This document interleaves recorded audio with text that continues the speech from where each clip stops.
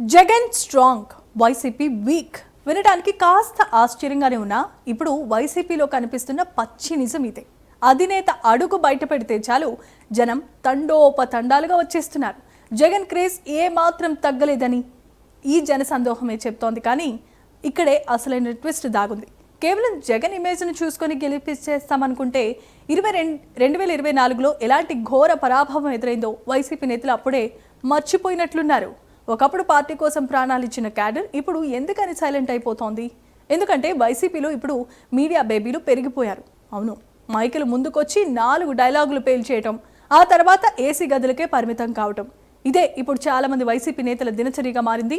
జగన్ వచ్చినప్పుడు ఆయన పక్కన ఫోటోల కోసం ఎగబడే ఈ నాయకులు ఆ తర్వాత నియోజకవర్గాల్లో కనీసం భూతద్దం పెట్టే వెతికినా కనిపించని పరిస్థితి. ప్రజా సమస్యలపై పోరాడే నాథుడే కరువైపోయాడు.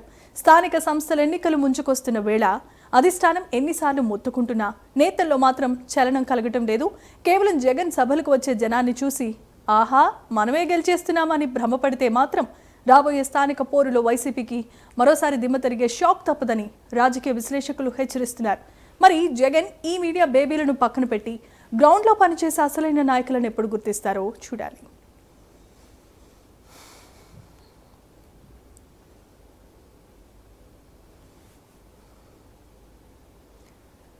రైట్, ఇక ఈ సూపర్ ఎక్స్క్లూజివ్ న్యూస్ కి సంబంధించి అప్డేట్స్ ఇవ్వడానికి తిరుపతి నుండి మా కరెస్పాండెంట్ ఉన్నారు రవివర్మ. చెప్పండి.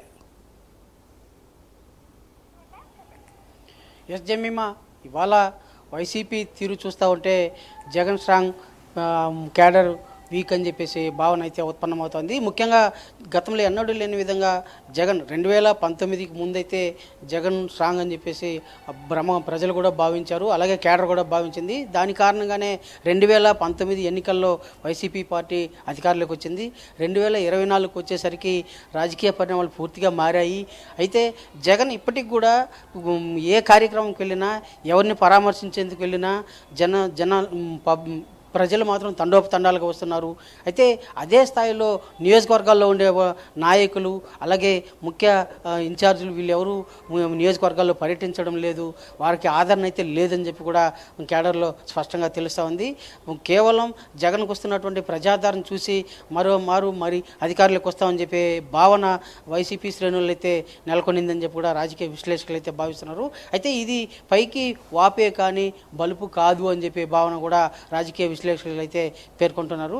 ఇదే క్రమంలోనే రేపు జరిగే స్థానిక సంస్థల ఎన్నికల్లో కూడా కేవలం జగన్ ఫోటో పెట్టుకునేసి, అంటే జగన్కు ఉన్నటువంటి ప్రజాదరణ చూసి తిరిగి మేము అధికారులకు వస్తాము, స్థానిక సంస్థల ఎన్నికల్లో కూడా గెలుస్తామని చెప్పే భావన కేడర్లు అయితే గట్టిగా ఉంది అని చెప్పి కూడా, నాయకులు గట్టిగా ఉంది అని చెప్పి కూడా తెలుస్తుంది. అయితే ఇదంతా గ్రౌండ్ లెవెల్లో లేదని చెప్పి మాత్రం రాజకీయ పరిశీలకులు, విశ్లేషకులు అయితే భావిస్తున్నారు.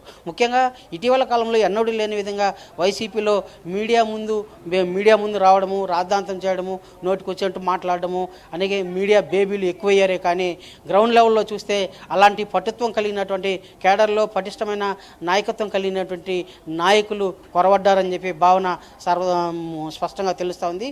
రాజకీయ విశ్లేషకులు కూడా స్పష్టంగా తెలియజేస్తున్నారు. ఇదే విధానం కొనసాగినట్లయితే రేపు జరిగే స్థానిక సంస్థల ఎన్నికల్లో కూడా పార్టీ పూర్తిగా మారు చతికిలబడే అవకాశం ఉందని చెప్పి కూడా స్పష్టంగా తెలుస్తూ ఉంది. రాజకీయ విశ్లేషకులు భావిస్తూ ఉన్నారు. దీన్ని గుర్తించి వైసీపీ అధినాయకుడు అదే జగన్మోహన్ రెడ్డి దీనిని గుర్తించి నిజంగా కేడర్లో నాయకత్వం ఉన్నటువంటి నాయకత్వ పటిమ కలిగినటువంటి కేడర్ను బలోపేతం చేస్తూ ముందుకు నడపగలిగినటువంటి నాయకులను గుర్తించాలి, వారికి ప్రాధాన్యత కల్పించాలి.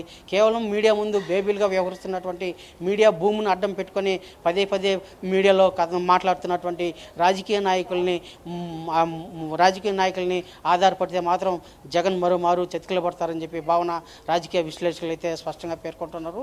అది దాని నుంచి, అంటే మీడియా భూమి నుంచి దానిని పక్కన పెట్టి వాస్తవాలను గ్రహించి జగన్ వ్యవహరించినట్లయితే పార్టీ మరింత పటిష్టమవుతుంది. లేదంటే మరోమారు 2024 ఎన్నికల్లో ఉత్పన్నమైనటువంటి ఫలితాలే మరోమారు రిపీట్ అవుతాయని చెప్పి కూడా రాజకీయ విశ్లేషకులు భావిస్తున్నారు. జమీమా.